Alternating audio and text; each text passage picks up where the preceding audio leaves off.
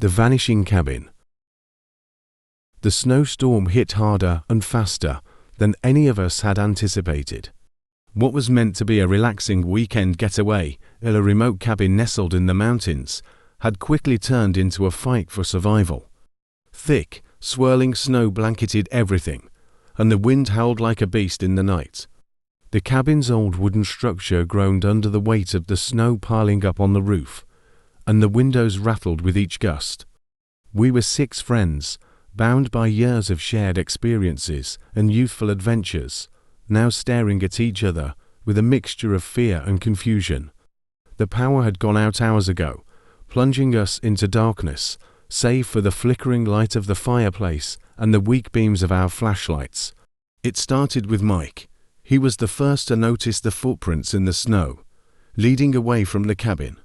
Large, deliberate prints that disappeared into the white void beyond our shelter.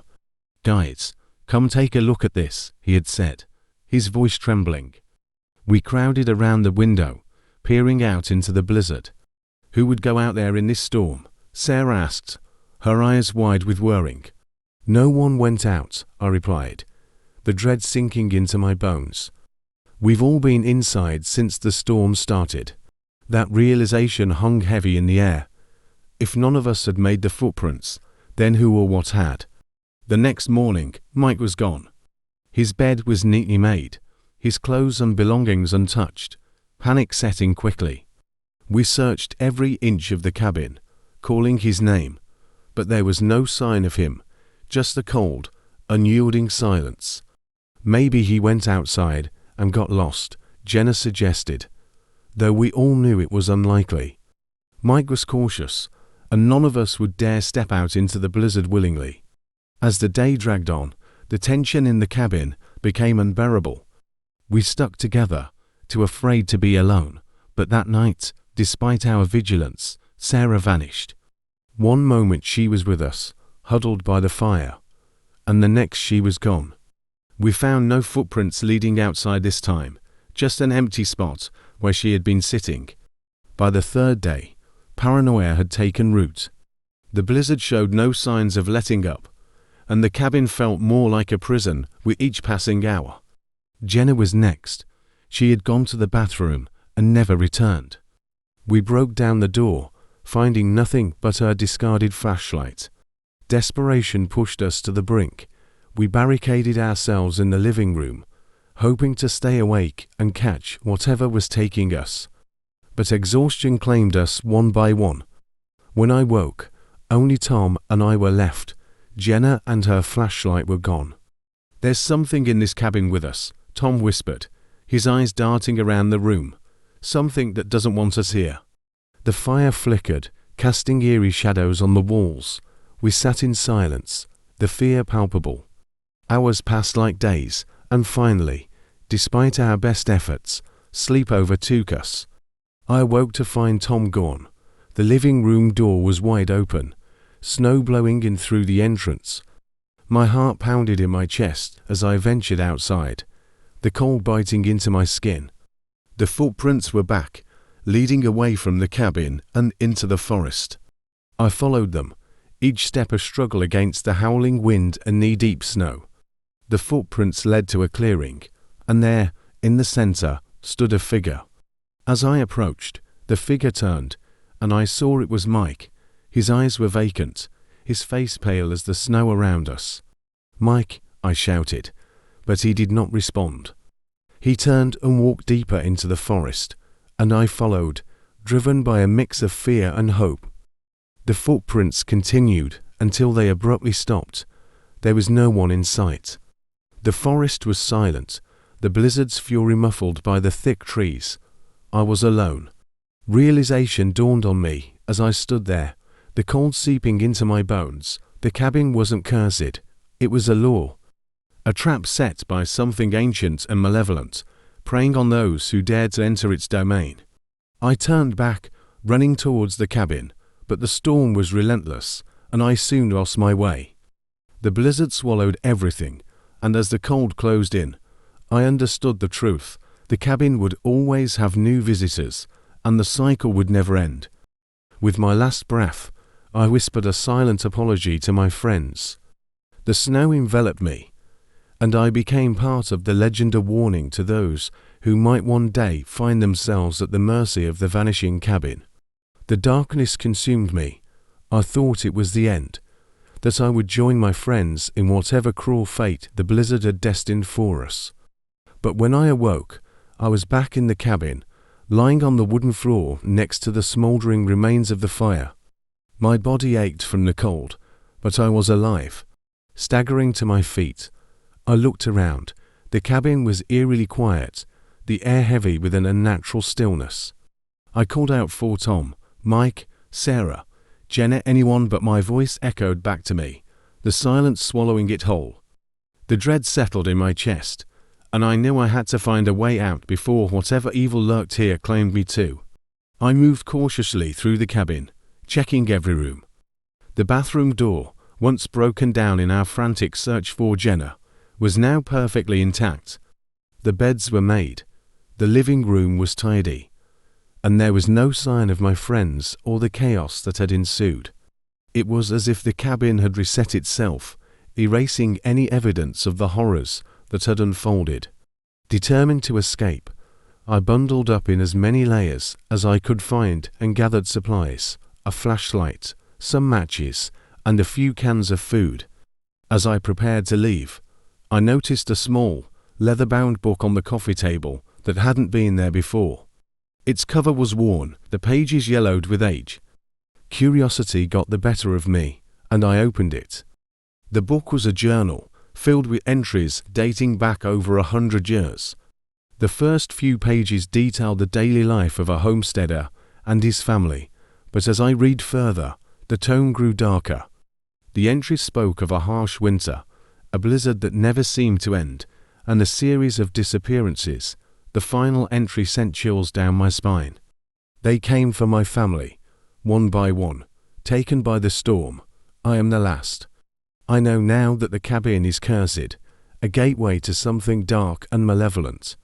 If you find this, leave while you still can. Do not let the cabin claim you, it has claimed us. The words blurred as tears filled my eyes. The journal confirmed my worst fears. The cabin was a trap, and I was its next victim, but I refused to go down without a fight. I shoved the journal into my bag, grabbed my supplies, and braced myself to face the blizzard once more. As I stepped outside, the storm seemed to grow stronger, the wind howling like a banshee. I forced my way through the snow, determined to follow the path back to the main road. The footprints that had led me astray were gone, erased by the relentless snowfall. Hours passed, or perhaps only minutes' time had become a blur. My limbs grew numb, and my vision blurred from the cold. Just as I was about to give up, I saw a faint light in the distance. Hope surged through me, and I stumbled toward it, my legs barely able to carry me. The light grew brighter, and I realized it was a pair of headlights. A car was parked on the side of the road, its engine running. With the last of my strength, I reached the vehicle and banged on the window. The driver, a middle-aged man with a concerned expression, rolled down the window. "Are you okay? What are you doing out here in this storm?" he asked. "I need help," I gasped. "My friends, they're gone. The cabinet's cursed. Please, we have to get out of here." He didn't hesitate. He opened the door and helped me inside, wrapping a blanket around my shivering body. As we drove away, I glanced back at the cabin, now barely visible through the snow. The oppressive feeling lifted, and I felt a glimmer of hope. In the weeks that followed, I shared my story with anyone who would listen. The authorities searched for my friends, but found no trace of them or the cabin. It was as if it had vanished, leaving only the haunting memory of that terrifying night. I never returned to the mountains, but I kept the journal as a reminder of the ordeal.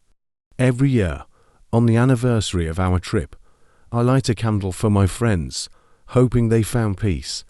The curse of the vanishing cabin remains a dark legend, a warning to those who dare to venture into the unknown.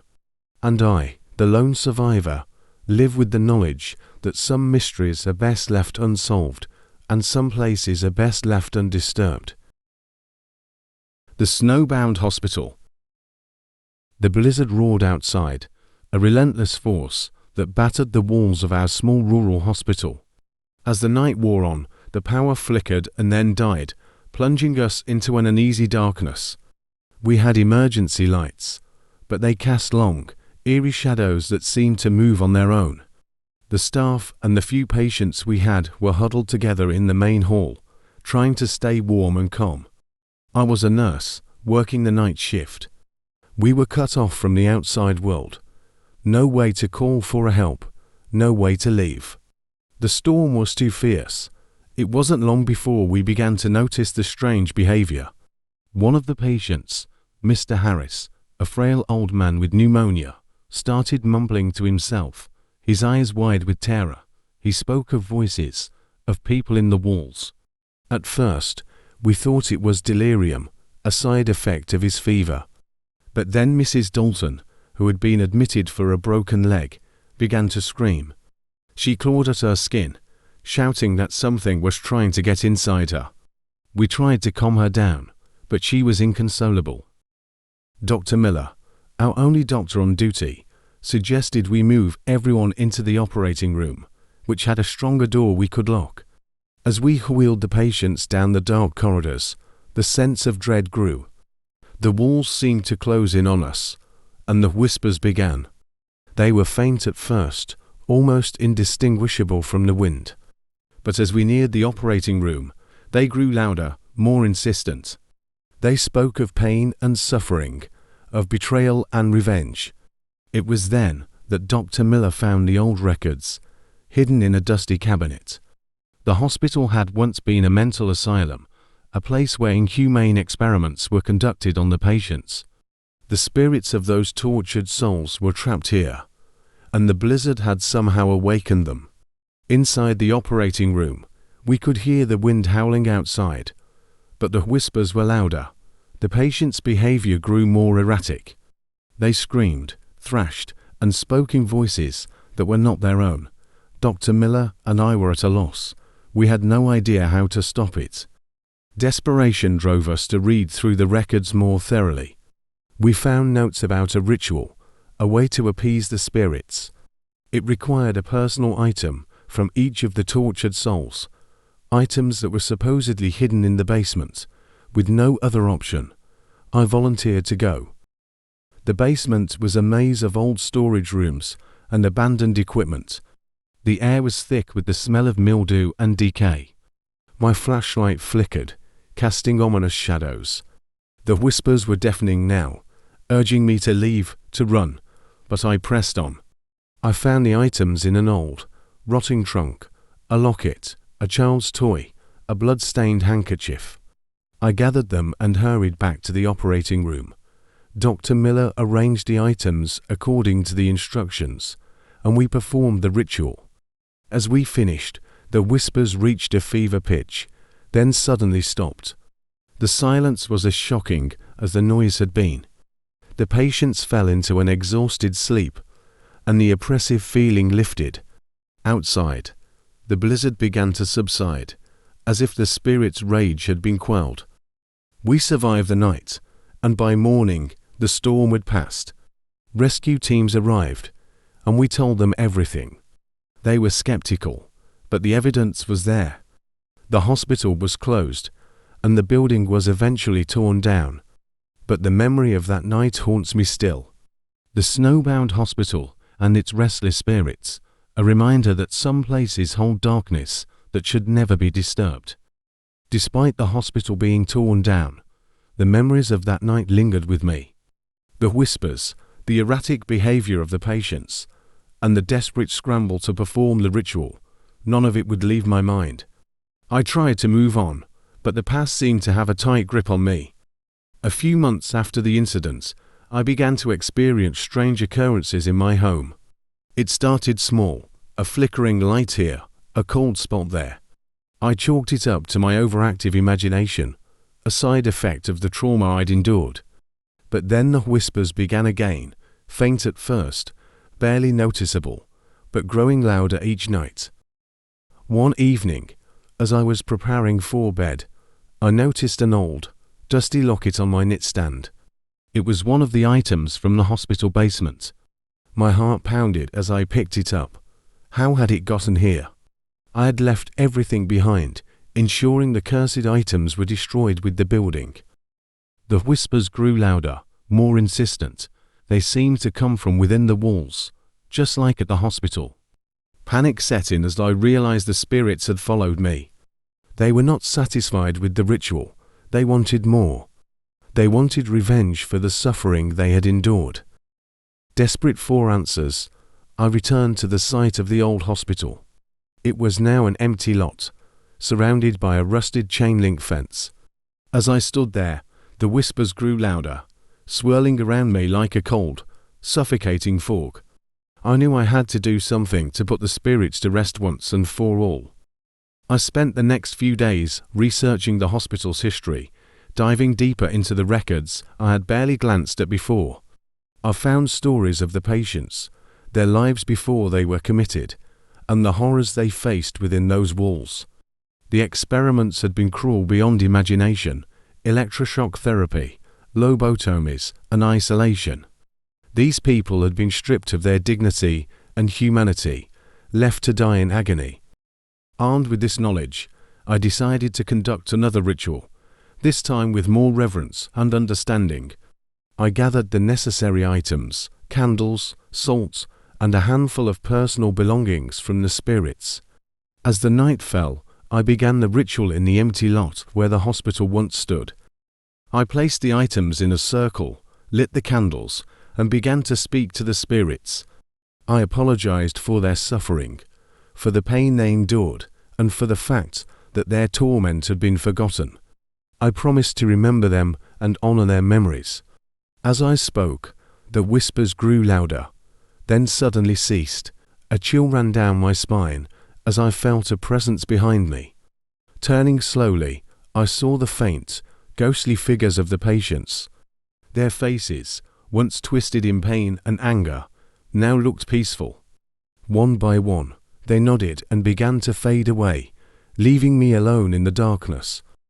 The next morning, I felt a sense of peace I hadn't felt in months. The whispers were gone, and the oppressive weight had lifted. The spirits had finally found rest. I knew my life would never be the same, but I was determined to honor the promise I had made. I wrote a book about my experiences, detailing the horrors of the hospital and the lives of the patients. It was my way of ensuring they were remembered, of giving them the dignity they had been denied in life. The book became a bestseller, and the proceeds were used to fund mental health initiatives and memorials for those who had suffered. Years later, as I stood before a plaque commemorating the victims of the hospital, I felt a sense of closure. The spirits had found peace, and so had I. The blizzard that had trapped us in the hospital was long gone, but the memories remained, a testament to the resilience of the human spirit and the importance of remembering the past.